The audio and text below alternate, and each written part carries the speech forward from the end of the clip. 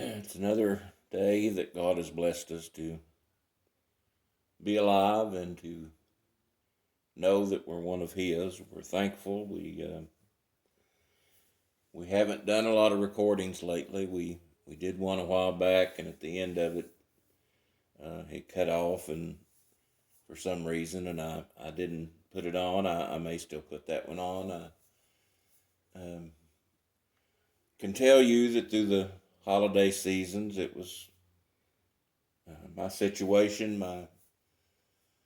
I was down. I struggled from probably Thanksgiving on, and um,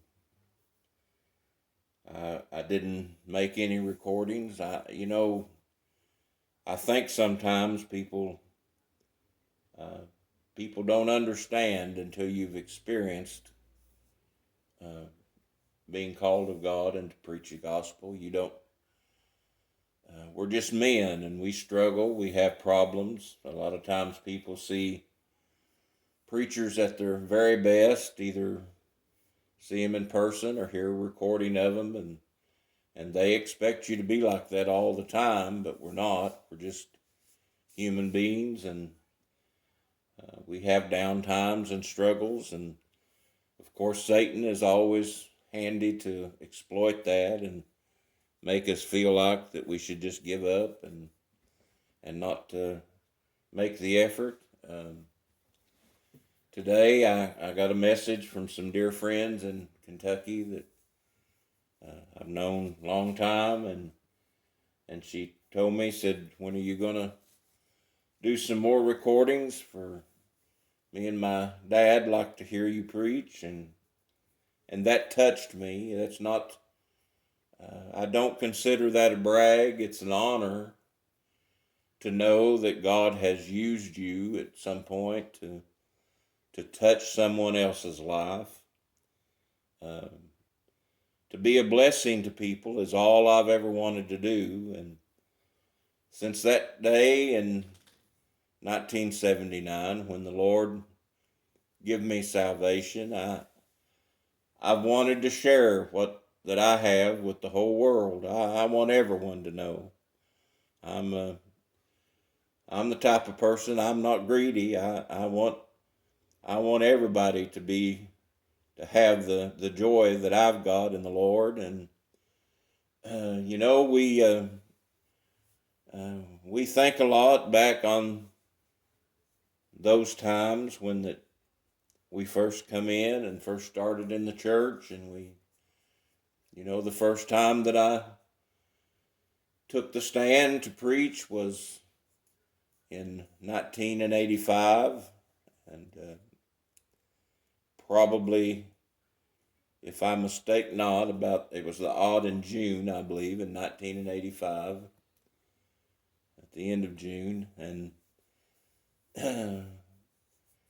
since that time, I wouldn't even want to guess a number of how many people that I've stood in front of and preached, or how many that's heard recordings and CDs that's went out, and the recordings that I make and put on YouTube. And we don't know, and it's not about garnering any name for us. We just want people to know about the Lord. We want them to have the same joy that we've got, to know the one that uh, suffered and died so that we might live forever. I want everybody to go to heaven with me. I know not everybody will, uh, but we're given a job to preach. The writer said to preach unto them whether they hear or whether they don't hear. We're supposed to preach the same, and I've tried to do that. I want people to think about where they stand. We get caught up in a lot of things. Yes, and we sometimes put things ahead. Yes, but I want you to understand, folks, that there'll never be, yes, a more important decision. Yes, that men and women will make, yes, in their life, yes, than the welfare of their soul. Today, my friend, I remember so well when the Lord began to work, yes, in my heart. Yes, and God will begin the work. Yes, and He'll finish the work. Yes, and He sent someone. Yes, to me. Yes, to preach. Yes, the gospel of my salvation. Brother Doug Ward was the man, and I've told this story a lot, I know. Yes, but here's the thing. I never get tired, yes, of telling the story of what the Lord has done for me. I was a pretty good kid. Yes, I never was one to get out and carouse around. Yes, or get in a lot of trouble. But I want you to know when that great light shined down on me, I was as guilty, yes, of the very word as the very worst sinner. As Paul said, I felt like I was the chief of sinners. Yes, and yes, and God made me to know, yes, if yes, that I didn't make some changes. Yes, that I couldn't go. Yes, to heaven. Yes, and that there was a hell. Hell is real today. People don't want to talk about that much. I know they want to make it like we're all going to go to heaven. Yes, but there are people who have died. Yes, are dead and dead without any hope. A walking dead man that have turned away the mercy, yes, of the Lord. Oh, today, my friend, let me tell you something. Yes, if you yes, are hearing this, yes, and yes, and the Lord, yes, is you're speaking to your heart. You better treasure that. Think about it for a moment. Is the same God that hung. Yes, I always think of Brother Turner when this comes to mind. The same God that hung the moon and the stars. In their silvery sockets. Has looked down on you in mercy. Oh, He loves you so much. How much? Oh, He loves you so much that He sent His only begotten Son. Yes, so that you might live forever. Yes, I believe in a journey. I believe in a travel, and how long that is, I believe, yes, it's up to you. Yes, but I remember the time now that God sent that man, yes, Brother Doug Ward, to preach to me. I remember him preaching about how, yes, and he made it so clear, yes, my beloved, yes, appeared to me by night. Yes, and I said, yes, I've taken my shoes off. How shall I put them on? Yes, today, my friend, I'm not going to take up all of it. But how many excuses, yes, did you come up with? How many reasons did you have? Yes, to not follow call of the Lord. And he withdrew himself. Yes, and yes, in my heart desired the Lord. What did I do? Did I just stay there? I know I couldn't be satisfied. Yes, there any longer. Let me tell you something. If you never get sick of living in sin, you'll never get out of it unless you become like yes, that little yes, little boy that went far away from home and spent all that he had and found himself among the pigs, yes, in the pig pen, and he thought back to Father's house where even the servants had bread and bread to spare. You'll have to get hungry, yes, you'll have, yes, I'll tell you where Gregg found himself at. Yes, I was weighed in the scales, and I was found wanting. Yes, I'd sinned, yes, and come short of the glory of God. Yes, today, my friend, yes, and now here, God had sent me, yes, a rescue line. Oh, bless the Lord. Yes, and he began to tell me, yes, what I needed to do. Yes, I went about the city, seeking him, whom my soul loveth. Yes, today, my friends, what is that city? I'll tell you what it was. I searched among God's people. Yes, the children of God, the church. That's the city I began to search in. Yes, why? Because those people, yes, the servants, they had bread, yes, and bread to spare.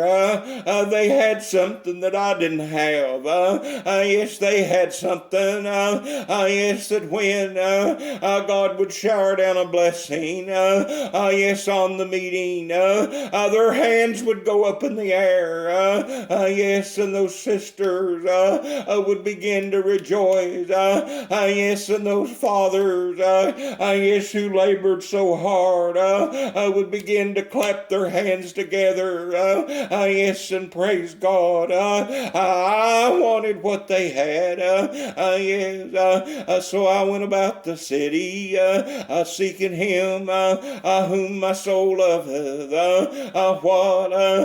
What happened to me there? There watchmen, yes, about the city, yes,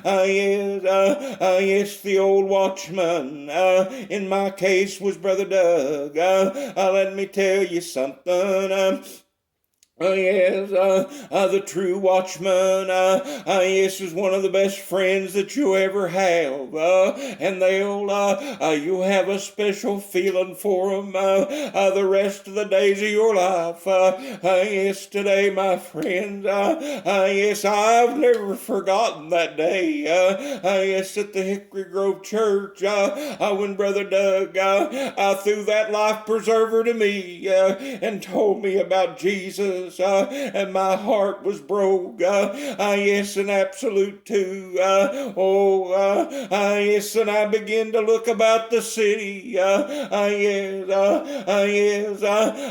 and there I found the watchman. And what did the watchman do? He smote me. Yes, did it hurt? Yes, it hurt. Yes, he smote me and took the veil from my face. Showed me for just what I was. I was lost and undone, and there I stood before everyone, lost and undone and in trouble.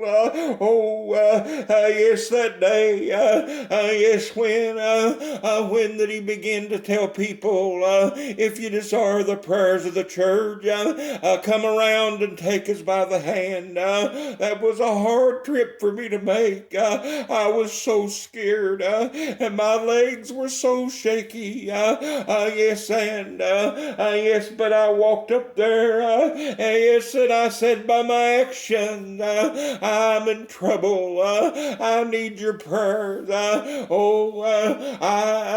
I followed that old watchman just as long as I could. Yes, you know, sometimes I'd go to church, yes, and I'd think, yes, I hope that Brother Doug is there, yes, and he'd preach, and my heart, yes, would break in two, and my flesh would fight that, yes, and I'd leave, and my flesh would think, I hope I never see that man again. Today, my friends, the flesh will battle you. The flesh will cause you problems. Yes, that's the only place that Satan, yes, can work. But then I'd find myself yes, the next Sunday, making my way back out, hoping that God had sent the watchman, yes, one more time. But the watchman could only take me so far.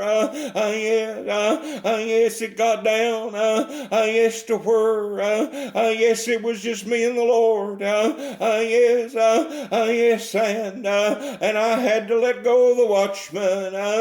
Yes, I loved him. I didn't want to give that up. I wanted him to be able to give me what I needed, but he couldn't do that. All he could do is tell me about the one that could. But here, folks, yes, is what happened. Yes, it was just a little ways past the watchman that I found him, whom my soul loveth. And when I found him, I wouldn't let him go. Today, my friends, you talk about a happy time.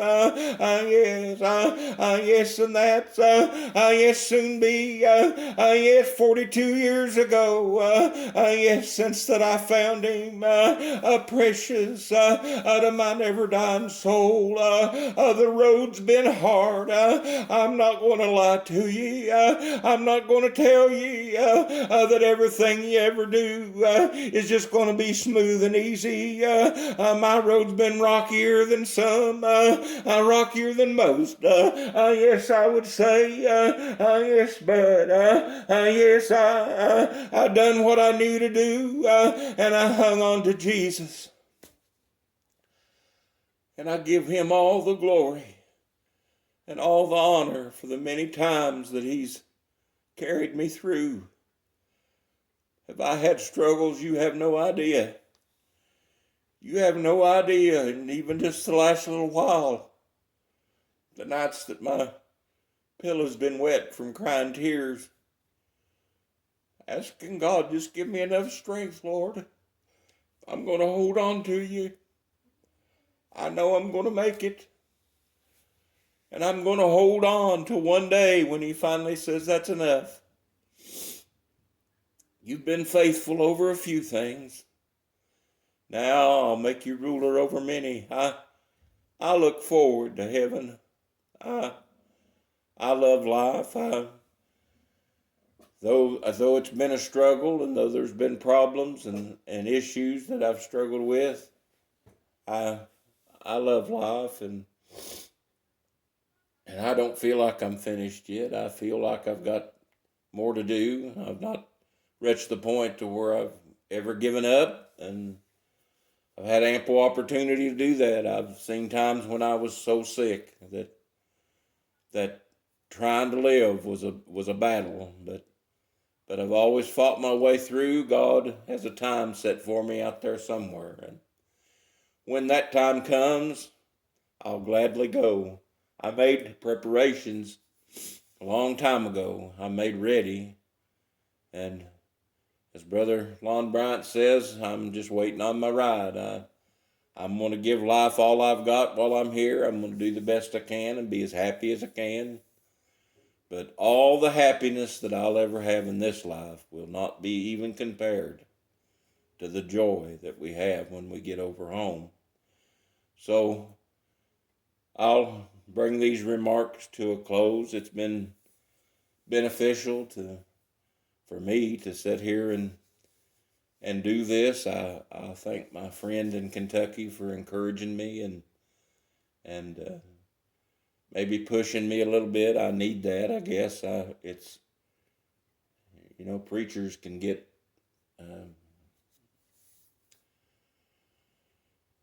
preachers can get to where that they're not always willing to do what they ought to do. I can admit my faults, and we get ourselves talked out of it a lot. But I owe him everything, and I hope that down to my last breath will be for him. I love him, and I want everyone to know him. If you're by chance hearing this and you've never made ready and you don't have salvation and you don't know that heaven is your home, I urge you with all that I've got in me, all the other decisions you might have to make will never amount to how important this decision is. I've made good decisions. I've made bad decisions. I've made some really bad decisions. But of all the choices that I've ever made, this choice that I made to serve God was the greatest. Has brought me more benefit than any other decision I've ever made. And I'm determined to follow Jesus to the end. If it gets down to just me and him, I want to serve him.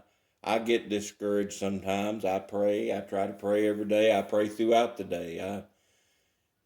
Folks, prayer is a great gift, and I wonder sometimes when I see people on Facebook that says I need your prayers, and people write praying, and I wonder how many of them actually do. How many actually stop and pray? I've got to where if I see a request for someone that's sick or a problem of some kind, I stop right then. I put my hand right on the phone and I say, God, please remember this person. Please remember their need. They've asked for prayer and I want to do what they've asked of me. And somebody may say, well, that's odd or different, and that's okay. I don't think there's much to be said about me anymore that hasn't been said at some point. So I don't worry too much about that. What I'm trying to do is please the Lord, because someday I want to hear him say, welcome, well done, thou good and faithful servant. And I'm looking forward to that. To all of you, we are living in a tumultuous, troubled time. And I have prayed for our nation. I've prayed my heart out for several months now about our country, and I will continue to do that. I'm not happy about everything and all, but I urge people everywhere to pray and to seek God and we're instructed, folks, and this may bother some folks, but we're instructed to pray for those that are in authority, and we may not like how things are. I don't, but we still should do what the Lord expects from us, regardless. I caution people on that because it's real easy. This flesh, our flesh reacts to things. Our flesh reacts with anger and reacts quick, and we have to fight against that. And that puts me in a mind. I remember speaking of Brother Doug. He used to preach that when somebody does something that upsets us, our first reaction is to want to land a big haymaker. And of course that gave all of us a little bit of a laugh when he said that. But God expects better of us. We're supposed to even love our enemy. I don't feel like I have a tremendous amount of enemies. I know I do have at least one, and I wish it wasn't that way. I wish that he um, didn't feel as harshly towards me as what he does. But I would say this, that even regardless of that person who has set themselves to be my enemy, uh, I heard this week that they were very ill, and I prayed for them. The Bible says to pray for your enemies, and so I did that, and I don't wish anybody any harm. I try to love everybody. I don't understand everybody. I get aggravated at people, but I'm not by nature. I'm not an argumentative person. I never have been, and uh, matter of fact, I'm probably too much the opposite. Most people tell me I don't stand up for myself enough, but uh, but that's all right. The Lord taught me to turn the other cheek, and I believe He expects more of His children. So, to all of you that might hear this, I would ask you to remember me when you pray, and you would be surprised throughout the course of the day how many of you cross my mind, and I think of you, and I pray for you, and though the road here may get a little rough sometimes, we're headed towards a far better world than this. I remember Brother Jerry Manns one time telling about him and his wife leaving a nursing home that they visited someone in, and he made the comment to her, said, if there's not a better world than this, we're in trouble. But there is a better world than this. There's a country called heaven, and I'm headed there. Don't know how long it'll be before I get there, but I know one thing, it will be joy, joy, joy. So may God bless each and every one of you. May God bless each and every need. May God comfort the brokenhearted. May God comfort you that have lost family members. May God help you through your troubles and your trials and your sicknesses. And I just want everybody to understand that every answer to all of man's problems was answered that day on that cross when Jesus was crucified for us. May God bless you.